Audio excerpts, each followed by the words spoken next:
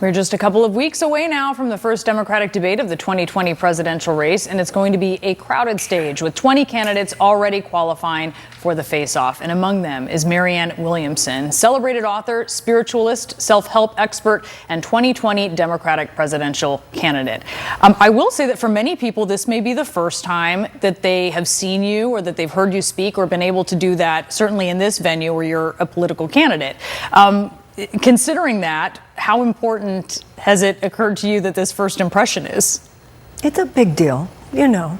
I think, although I realize that a debate is just one moment in time, I think I'd make a mistake to make it too big a deal or too little a deal. Because if you make it too big a deal, what are you going to have? Maybe a minute and a half, maybe 3 minutes, maybe 4 minutes.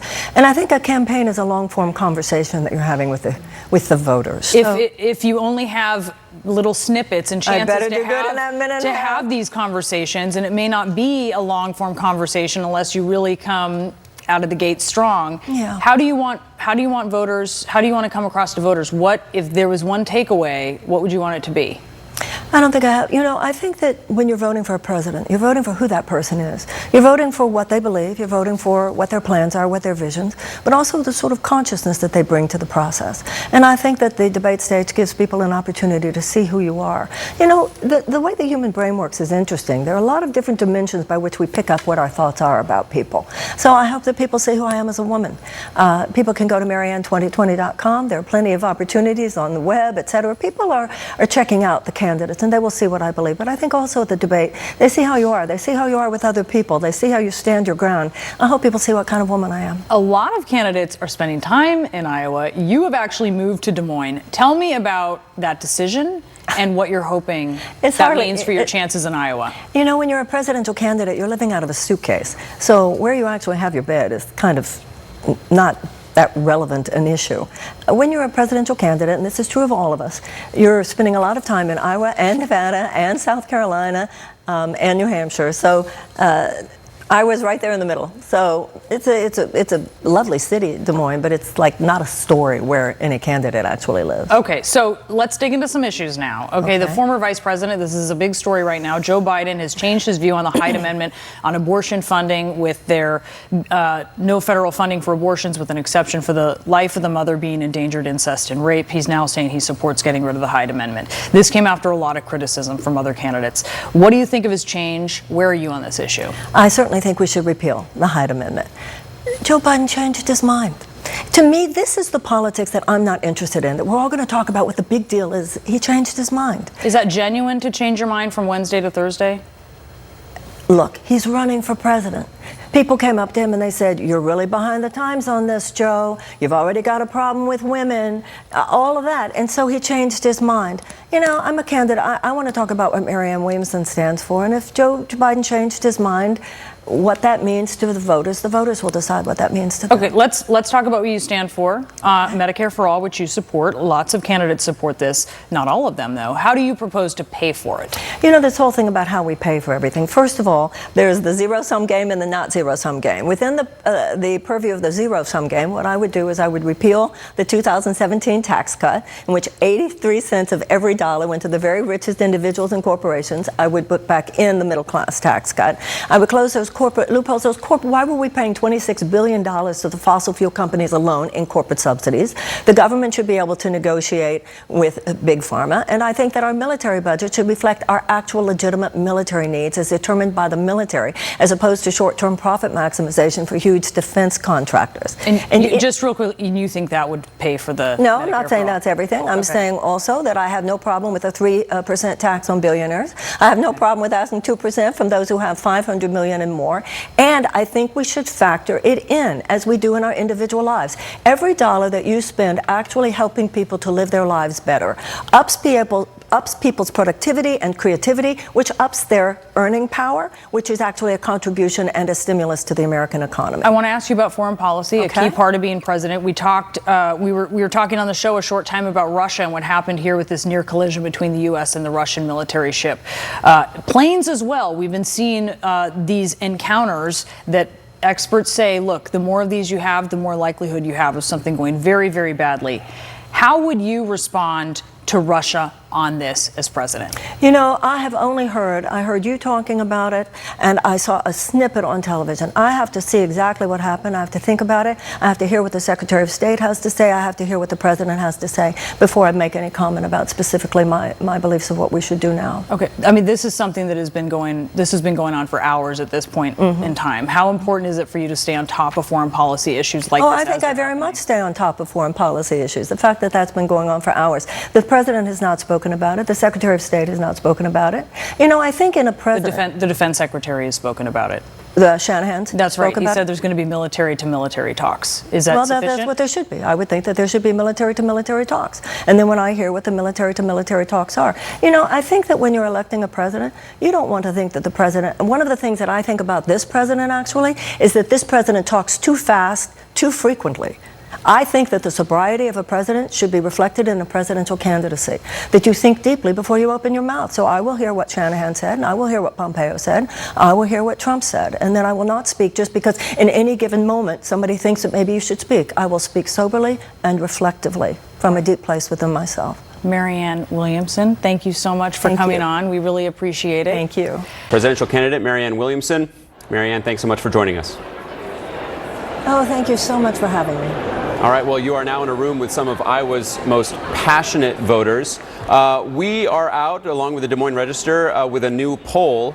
We have Vice President Joe Biden at the top of the field with 24%, but you're not registering in that poll. How are you going to be able to fix that? Well, you know, it all has to do with getting out there, being around voters, being able to raise enough money. You know, when you have millions of dollars in your campaign coffers, that's what makes a lot of that stuff happen. But I know what's happening on the ground. I know what's happening when I am talking to people, how my campaign is relating to voters. So this is far earlier in the process than a lot of people seem to realize. If you look at past campaigns, there are a lot of people who have become president of the United States who at this point weren't registering and nobody was even knowing who they were. So when you're in there and you're out there with voters and you see where the energy is, we're doing just fine. Yeah, it's a long way to go before the Iowa caucuses next year. Absolutely. This is a very crowded field, as we've noted. You are one of 23 candidates. Makes it really challenging for anyone to have their message stand out above the others, especially when there's so many people competing for such a limited amount of space. And you don't have a very long political history like so many, as we're looking at that screen, do. So how are you doing things differently? How are you delivering your message differently? Well, I don't know if I'm delivering my message differently, but I have a different message. I'm talking about the fact that we have become, rather than a democracy, an aristocracy. The government does more to benefit a small group of Americans rather than millions and millions and millions of us. We have millions of American children who are living in chronic trauma, and their despair is simply normalized. We have a situation where we have an agenda of national security that does not have to do with waging peace. It has to do with endless preparations for war.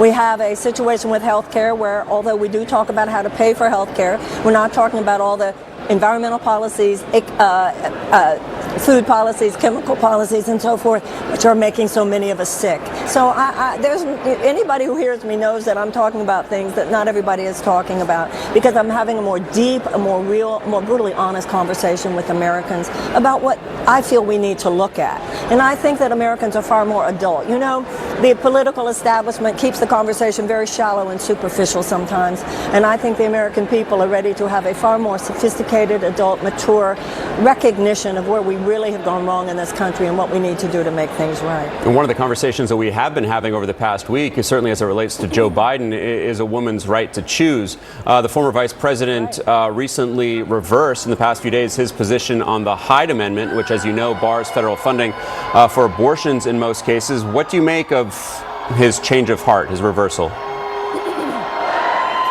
Biden, you'll have to excuse me, so much is going on down here. I don't know if you can still hear me, but Joe Biden has a right to change his mind. And the voters have to decide for themselves what that means, that he didn't used to think it was okay, that there was a discriminatory practice towards women. But then on the other hand, you know, people transform. I'm not out here to put down other candidates. I'm out here to present a view of things myself. I am for the repeal of the Hyde Amendment. We can still hear you. That just goes to show how passionate that state is and how seriously they do take their role. But Marianne, what are you hearing most from voters, particularly in Iowa? I'm feeling a lot of excitement. You know, people in Iowa are they're very aware of the power that they hold. You know, it's not the dog and pony show. It's their vote that's going to determine who wins the Iowa caucus. So they know how powerful they are, and they know how important their vote is. And what I get from voters is that they're listening very, very deeply. And they don't really care who you are, what your title is. They care what your ideas are about America. We have to counter a politics of fear with a politics of love. We have to recognize all the ways that our economic system and our governmental system have swerved from deep democratic values and from deep humanitarian values. And what I hear is a deep listening. When I talk about these things, I'm feeling that people are really listening very deeply. Otherwise I wouldn't be here. I wouldn't still be doing this unless I knew that there was something going on here. You know, last time the political establishment didn't recognize how angry people were. This year, you know what they don't recognize? What they don't recognize this year is how exhausted people are by the fighting and how ready people are for more upliftment and inspiration and love. And that's what I'm delivering. But to that point, because they are so exhausted, Democrats that is, they are focusing as polls are showing us more than anything else on someone who can beat Donald Trump. People in that room, people on the campaign trail, they talk about a whole range of issues which you've just mentioned, but more often than not, the number one issue is someone who can win in the next election. So why do you think you can beat President Trump? People who think that what we need is somebody who's tough enough to beat Donald Trump are very naive about the nature of the opponent. Donald Trump has had a long career harnessing fear. I have had a long career inspiring love. What he has done is more than political strategy can counter.